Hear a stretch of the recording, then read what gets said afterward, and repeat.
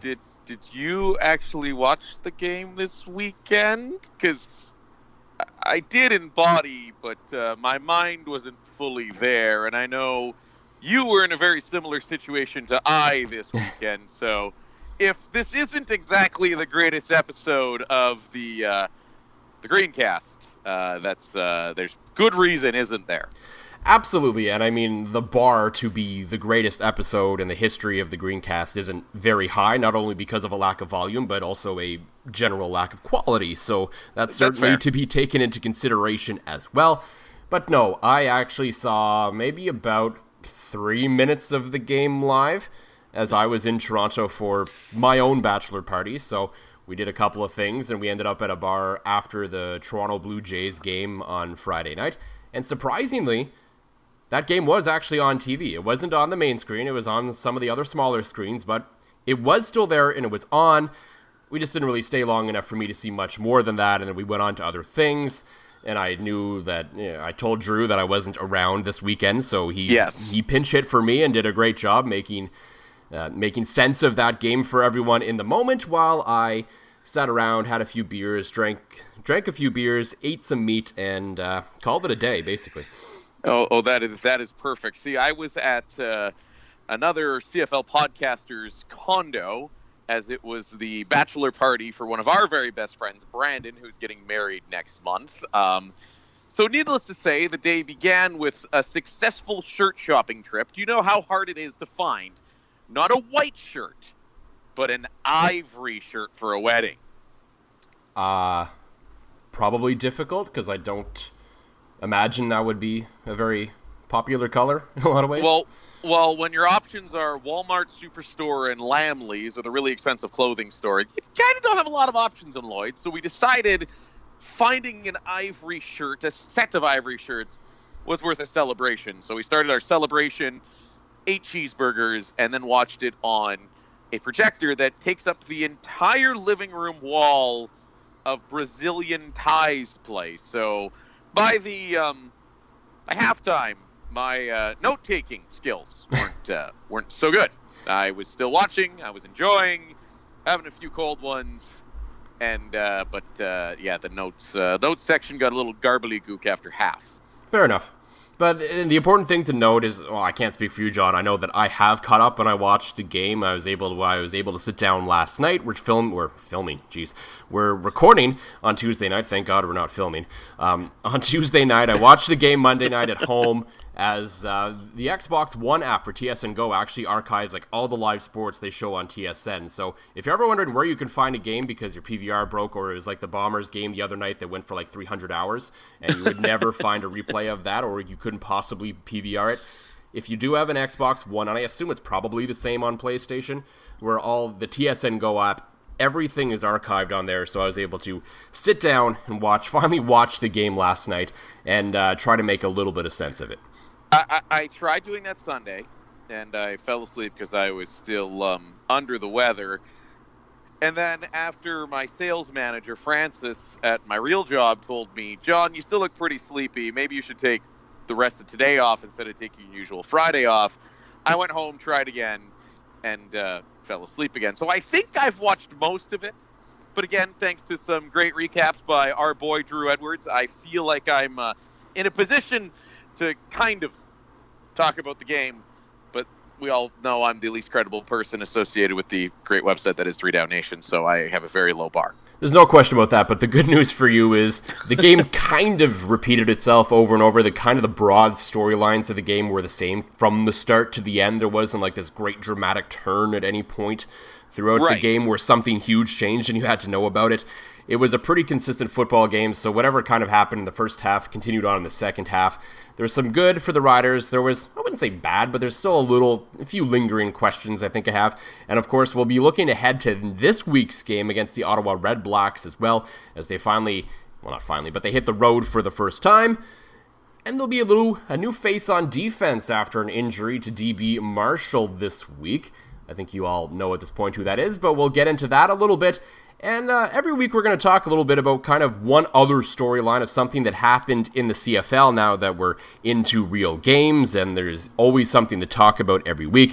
And we're going to talk a little bit about what we saw in Winnipeg over the course of that 300 hours and just what that might mean for the Bombers' regular season, even though they did lose that game. But first, John, as always, I know you might still be hurting a little bit, so I'll take it easy on you if it's nothing amazing, but what's in the glass this week? Actually, in the glass this week, I did Father's Day gift. Lacey went and visited a local liquor store, picked me up some Saskatchewan-made brews. So I am trying, and I'm going to dub this the beer of the summer. Ooh. It is Pile of Bones White IPA.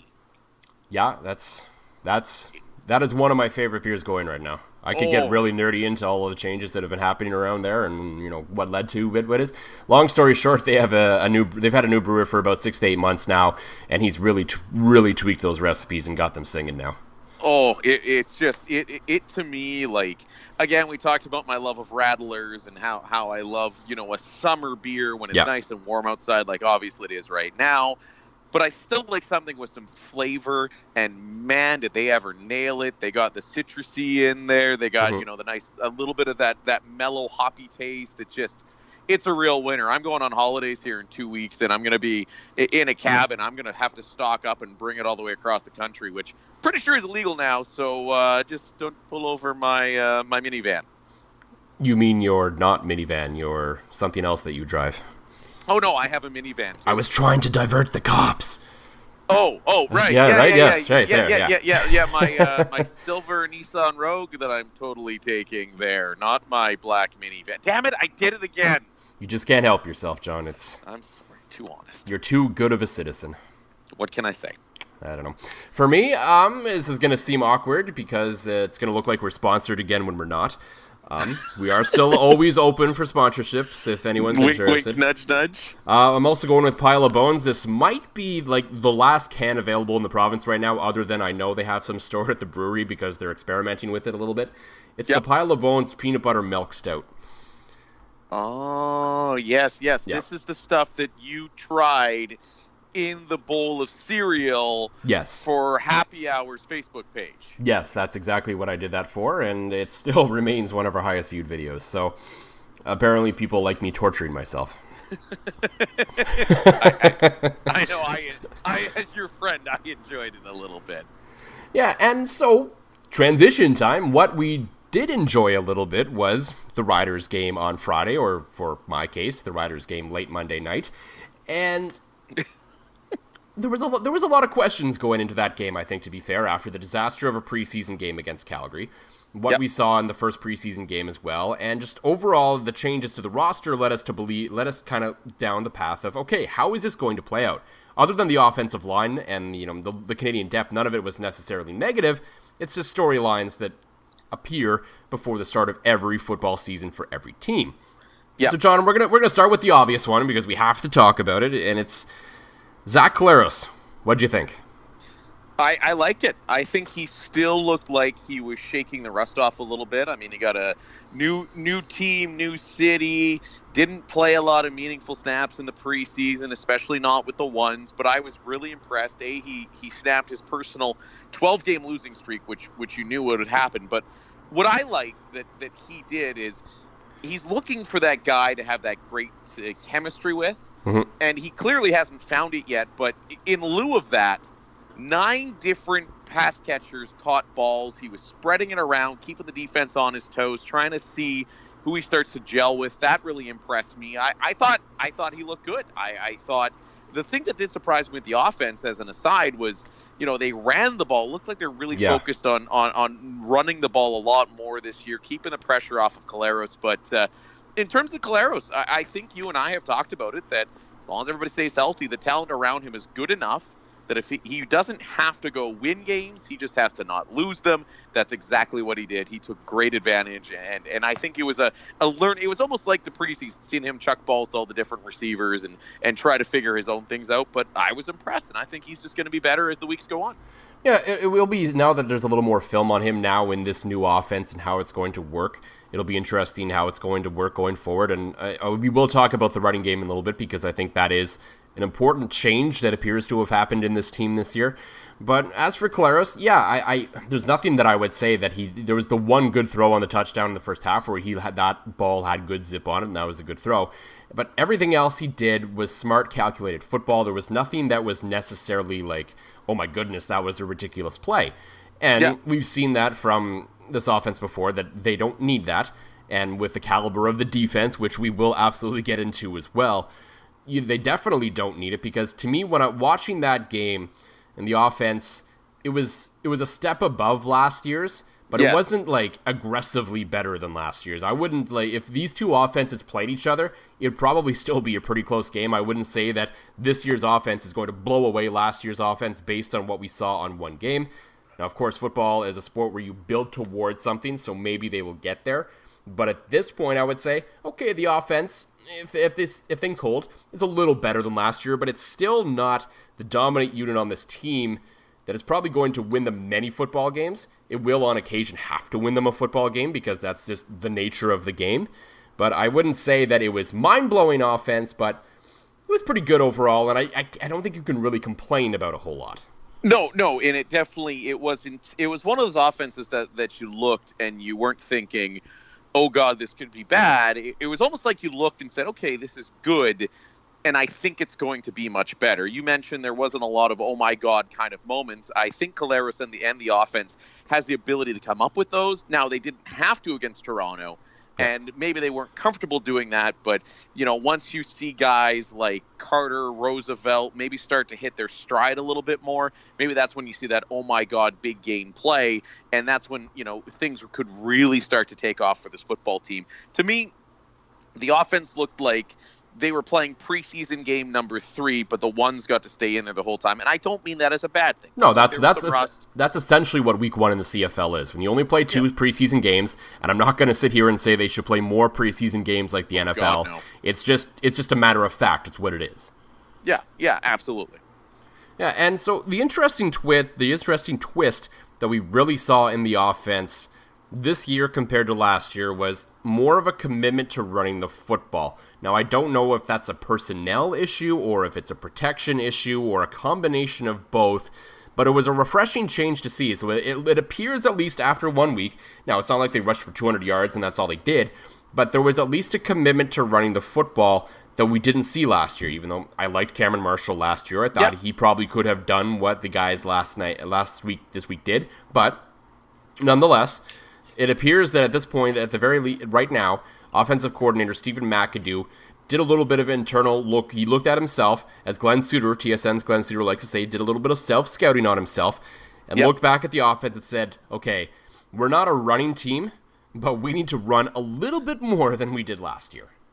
Well, absolutely, they do. I mean, you're never going to be able to run any kind of play action for the entire year if teams are just selling out on your pass the entire year, and then that the defensive linemen could just pin their ears back and go eat some quarterback, not expecting the run.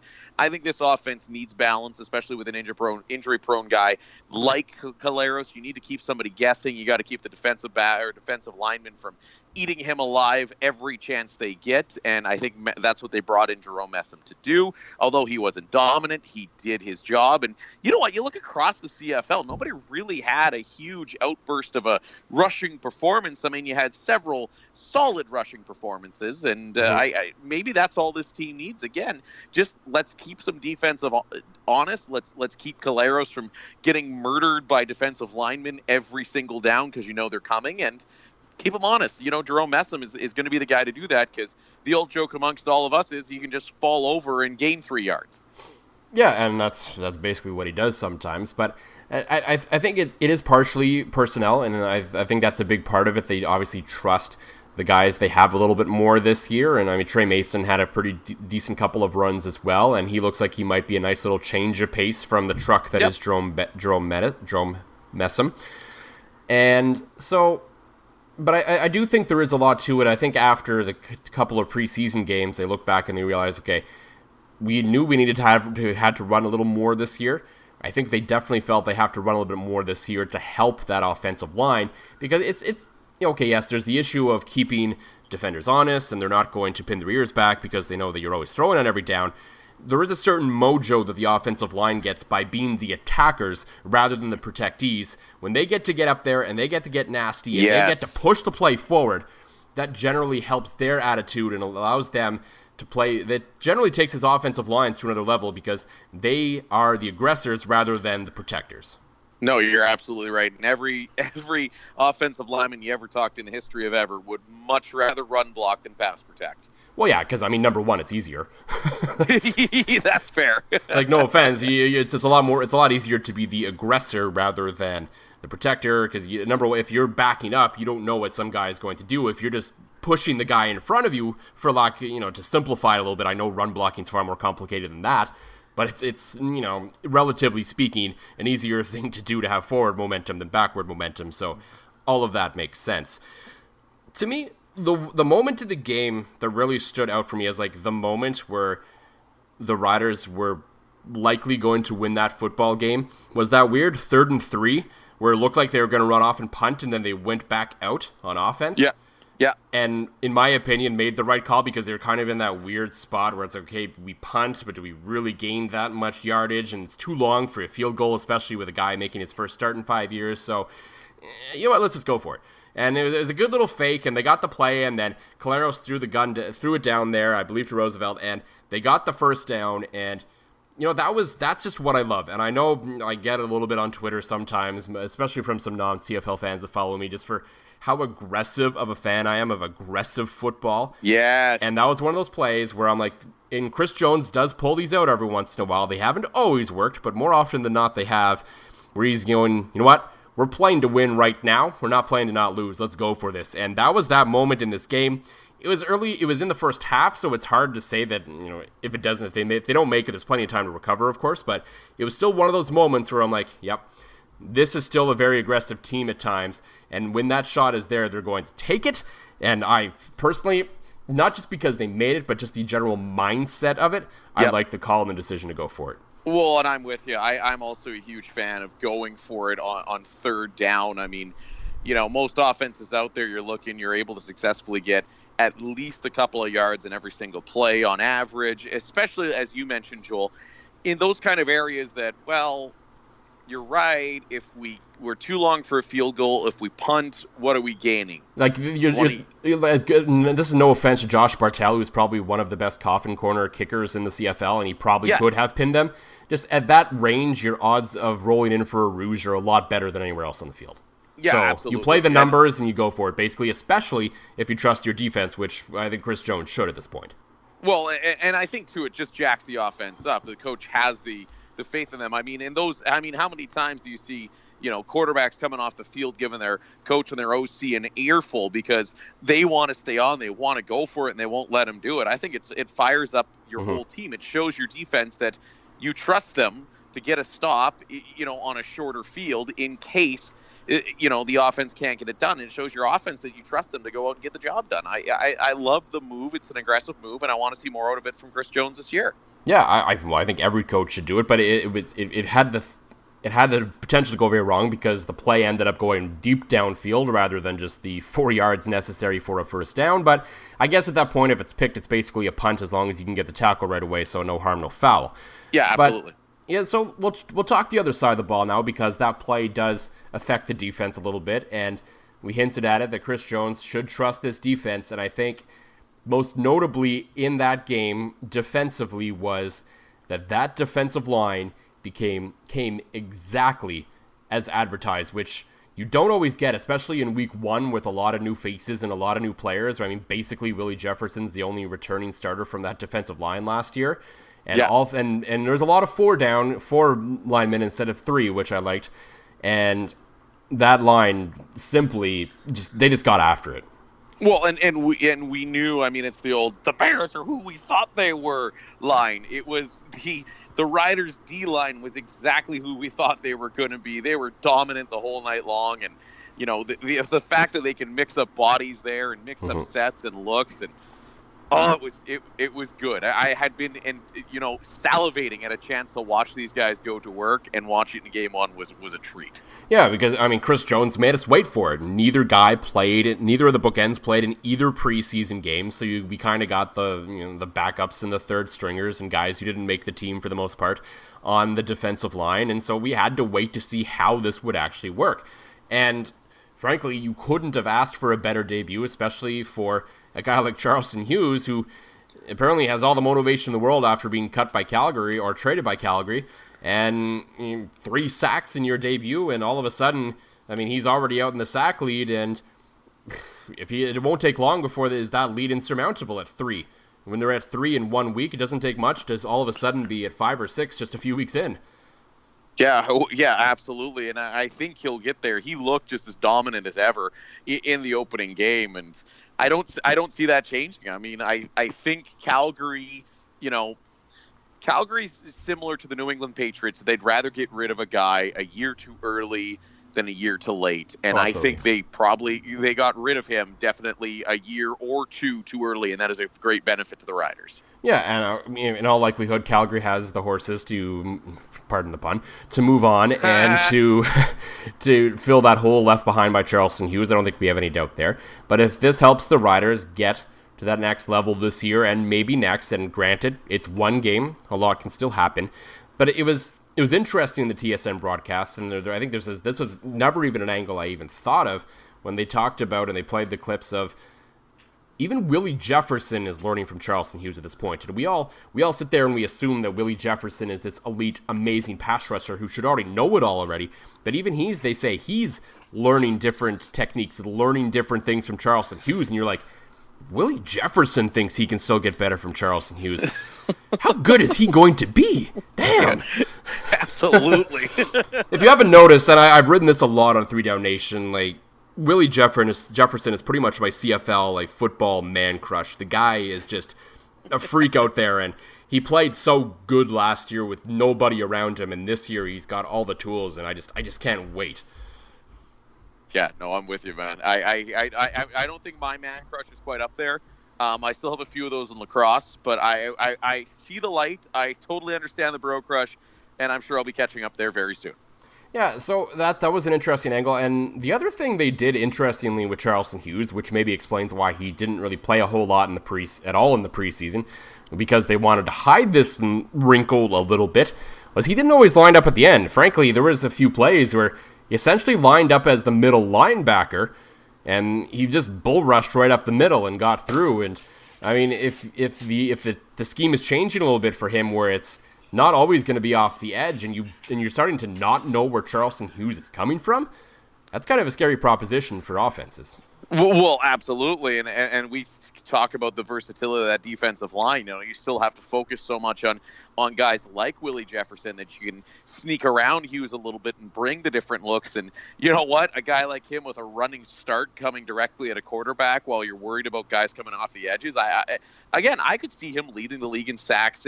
And again, he's already got 3. He's already got a bit of a lead, but I don't think it'd be unfathomed to see him, flirt with getting over 20 sacks this year. Whew. That is a bold take and a hot take. Yeah.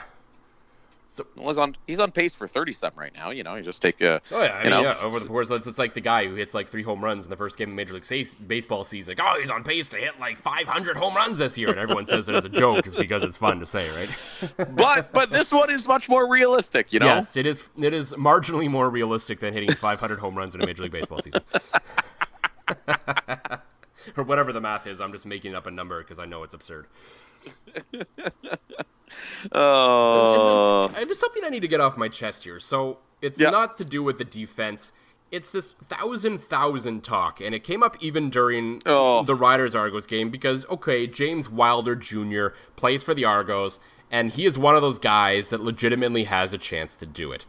Him and Andrew Harris, to me, are the only two. Can we stop talking about everyone else? I've heard some other podcasts, I believe it was even on Podsky Wee Wee, where they said it wasn't likely to happen. So Josh and the guys, calm down. I'm not throwing you guys under the bus here, but the fact that they said, CJ Gable, maybe he's a guy in Edmonton that could do it. And then they brought it up on the broadcast on TSN for the Riders, and they're saying, it's probably not going to happen. Maybe Jerome Messam has an outside shot at 1,000. I'm like, whoa. Yeah. Considering how what I'm kind of expecting the offense to kind of be average plus, if he has 1,000 yards of total offense for Jerome Messam, I'd be pretty happy at the end of the year. Let's not project even the slightest possibility of 2,000 yards on Jerome Messam. Let's back off a little bit. And the fact is, I was rolling my eyes, and we should turn this into a drinking game on every broadcast. Take a sip of something every time they bring up 1,000, because why are you saying a guy is, and here I am saying Charleston Hughes is on pace for 30-some sacks, but in fairness, after one game, why are you saying, he's on pace for this and he's on pace for that? It's absurd. Let's worry about this after Labor Day if a guy's on pace for it then. I don't want to hear about it every single CFL game I watch, because it's bad enough hearing Rod Black-isms and still hearing about Ben Cahoon and Anthony Calvillo, all these years after their playing careers ended. Yeah, as a preseason talking point surrounding two guys, I got it. But let's stop projecting this potential onto someone else. All of a sudden, every single running back in this league is apparently capable of... maybe they are physically capable of doing it, but it's just not going to happen, considering it's never happened in the case of the league. I would, at the end of the day, be stunned if one guy actually ended up doing it. But to me, there's really only two guys in the league who could do it, and there's still so much that has to go right for that to happen. I would agree. So, what's next for the Riders? So they got the Red Blacks on Thursday, and they're having an injury on defense, and that's led to some interesting news today out of Rider practice, where we learned that Duron Carter will in fact play defensive back against the Red Blacks, but the big but, and this to me this is an important qualifier that I actually agree with Chris Jones. That's all he's going to do. He's not going to play receiver. I mean, if they're down by a touchdown in the final drive of the game, okay, yeah, I mean, they might put him in a receiver, but the plan for the most part, I would assume, is he's going to play defense, and Chris Jones, I don't think, added this part, but it's barring some major circumstances, he might see some time on offense, I'm sure, but he's going to play defense, and to me, I think if you're going to put Duron Carter on defense because of an emergency injury situation, this is how you're going to have to do it, because Chris Jones said it himself, he's not Superman. It's too much to ask it for a guy at a professional level to legitimately play an important role on both sides of the ball throughout the entire course of a football game, especially this early in the season. No, and you're absolutely right. I'm a fan of, I still think he's better on offense than he is on defense, but I also go back to my tinfoil hat conspiracy theory, where I definitely think that the Riders and Duron Carter have a gentleman's agreement of, okay, we're going to showcase you a lot on defense whenever we have a pretty good reason to do so, because when we do that, that's expanding your NFL stock. And I know Chris Jones is saying this now, I think Duron Carter will be most effective if he's out there on defense and a majority of the reps, but you just see him out there, even if it's nothing more than a decoy, 7 to 10 offensive plays. Don't roll them out there every single series, but you know that the guys on defense for Ottawa are going to take a second look. If you see 89 come out and come into the huddle or come as a quick substitution, you're going to have to pay a little bit extra attention to him and game plan around him. Even if he does nothing but stand there, I still think that he's most effective just being on the offensive side of the ball, albeit for a limited time in this contest. Yeah, I think at this point of the year, there isn't. There's some of the younger bodies, they're still trying to get them caught up on the defense. If they brought in someone this week to play, he obviously couldn't start right away on defense either. So Duron Carter was probably the best DB option for an emergency injury replacement at this point. I would hope that he wouldn't have to play DB for the entire time that Marshall is on the 6-game injured list. I would hope that at some point someone else is ready to step up, or they find someone that they can bring in that they think will fit their system. I think that's ultimately where this has to go, but in the short turnaround of a week, I think this makes sense. And, it'll be interesting to watch, because we've seen him play the DB in Calgary. We've seen him do spot duty on defense. It'll be interesting to see how he adapts and how he plays a full game, essentially, as just a defensive back, and how that works out for him, because there has been rumblings in the past about teams looking at him down south as a potential DB. So this will be the first shot anyone really has to say, okay, he's going in there. His sole focus is defense this week. How is he going to react? And that's easily now the biggest storyline heading into this game. No, and absolutely it is. I still think, though, that you got to see him out there just for a handful of plays, just to keep the Red Blacks on their toes. Yeah, and I think the state of what we saw in the offense in that game against Toronto helps this decision a little bit, because you saw Collaros be comfortable enough to throw to 8 other receivers not named Duron Carter. So clearly they saw something offensively where they said, okay, we know our offense it's decent, it's good. It hurts to lose a guy like Duron Carter on offense, no question, but we can overcome it in 1 week, considering how good the rest of this defense is.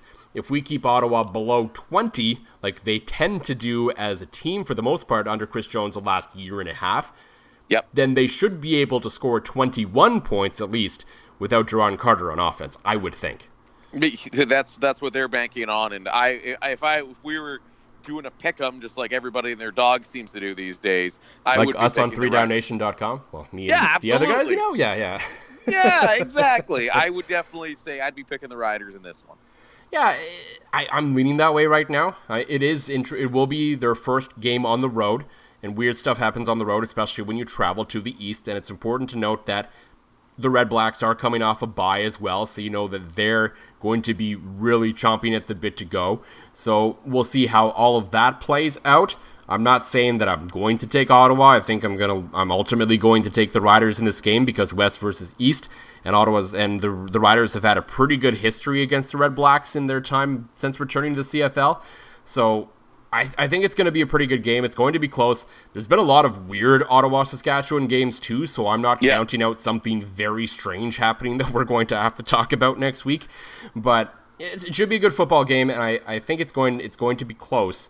And it might come down to a rouge or a field goal or something along those lines, because as we talked earlier, I don't think that offense is quite runaway good yet.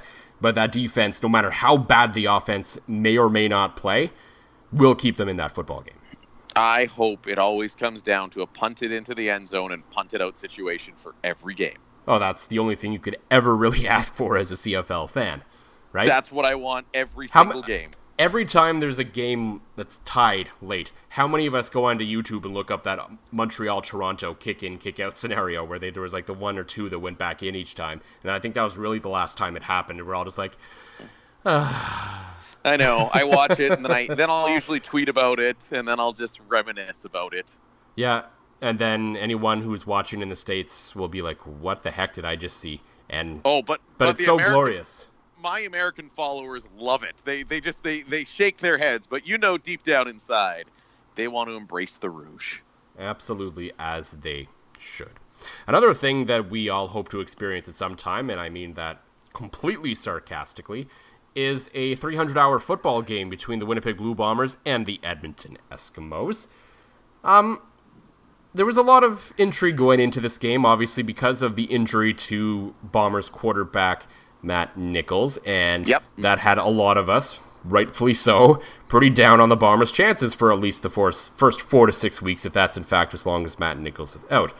Now, unsurprisingly, they lost the game against Edmonton because, by all accounts, Edmonton, and they remain number 1 on the 3Down Nation power rankings, and as they should, and many other power rankings, I'm sure, as well. But is there reason to be slightly optimistic about what we saw from the Bomber perspective in that game? Because, I mean, the quarterback, Chris Everly, he didn't look amazing. He had his moment. He had like his welcome to the CFL moment late, where it finally caught up to him a little bit, I think. But for the most part, maybe it helped because he got to stop and start so many times. For a rookie quarterback, I mean, we haven't seen a performance like that from a rookie quarterback in the CFL in quite some time. That is honestly some of the best quarterbacking we've seen from somebody not named Matt Nichols in Winnipeg for a very long time. I thought he was good, and especially considering the circumstances you've alluded to with all the lightning delays. And it was funny, as I left for Lloydminster for my buddy Stag, I'm like, okay, that's it. Leaving Saskatoon at about 7. Listen to the last of the game with the legend Bob Irving, and I turn it on, and they're talking, and Then I realized it's a lightning delay. So the nice thing was by the time I got to Lloydminster at around 10 o'clock, I got to watch most of the game. It was fantastic. Yeah, that same thing happened to me. We got home. It was Thursday night. I was out with my friend in Toronto before kind of everything started on Friday and Saturday. And I remember watching a little bit of the game at his place. We went out, came home, and I was like, oh, the first half is just ending. That's cool. So then I stayed up until like 2:10 in the morning watching football, and it was great.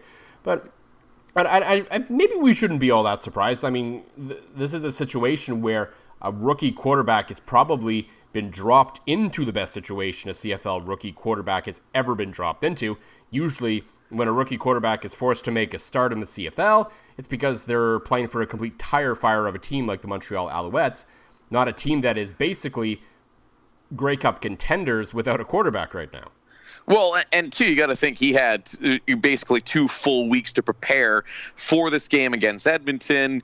Had a chance to watch what they're going to do on film, and hopefully it continues to work out for the Bombers' sake. But then again, he could completely implode and go like 2 for 20 and 8 picks somehow, and it could go completely the other way. That's the joy of the CFL. Yeah, and I mean, we've seen it's not impossible for a quarterback to have a good game and then the next game not play well. So it will be interesting to watch going forward what's going there. And there's one last little bit of CFL news I want to touch on. I sorry to spring this on you, John. We didn't talk about it before, but I think we have to talk about this one, and that's the Eskimos adding Terrell Owens to their neg list.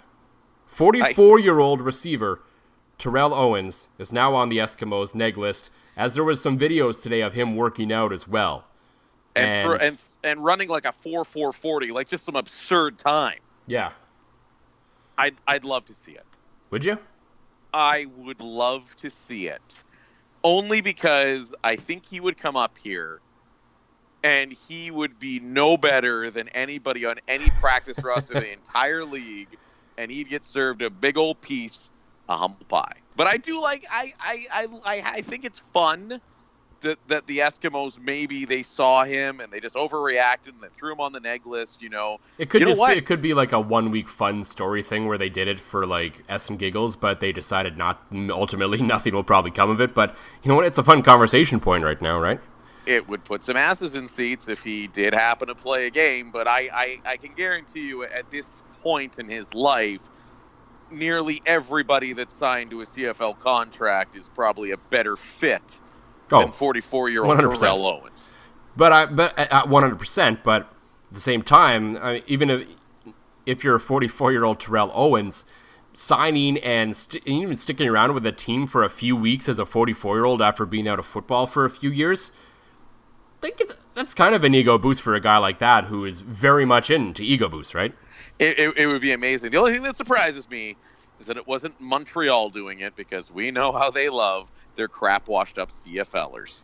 Yeah, I think that was more under Jim Popp, especially when he's trying to find a quarterback. Josh Freeman. Yeah. He's a little younger and at least somewhat still removed from the NFL. He was still crushing Canadian darts, though. Absolutely, he was. But okay, this is never ever going to happen. But could you imagine if I don't know when they meet this year, later in the year, CFL on TSN, all of a sudden it's now CFL on ESPN on the main network, because the Hamilton Tiger Cats are playing the Edmonton Eskimos, and it's Johnny Manziel with Terrell Owens on the other side. And that would be on ESPN's main network. It'd be huge, I think, for the league, for the amount of mainstream exposure that would happen. And like I said, Mazzoli, he was okay. I still say Manziel starting by the time the playoffs come around. Yeah, you're saying that, and you're going to stick with it. If not, if it doesn't happen, well, I'll be there to remind you. Yeah, the coldest of takes.